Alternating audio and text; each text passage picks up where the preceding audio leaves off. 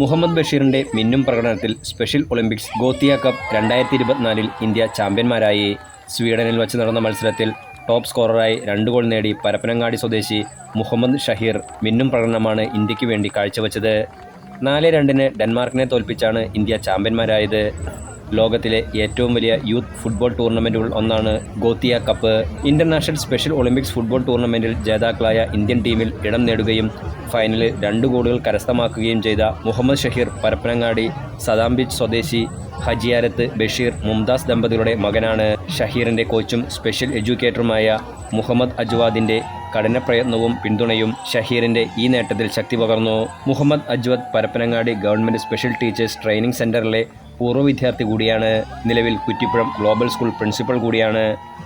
ഷഹീദിനെ കൂടാതെ കേരളത്തിൽ നിന്നും എറണാകുളം സ്വദേശി എബിൻ ജോസും കോട്ടയം സ്വദേശി ആരോമലും ടീമിലെ പ്രധാന താരങ്ങളായിരുന്നു. Enlight news Parappanangadi.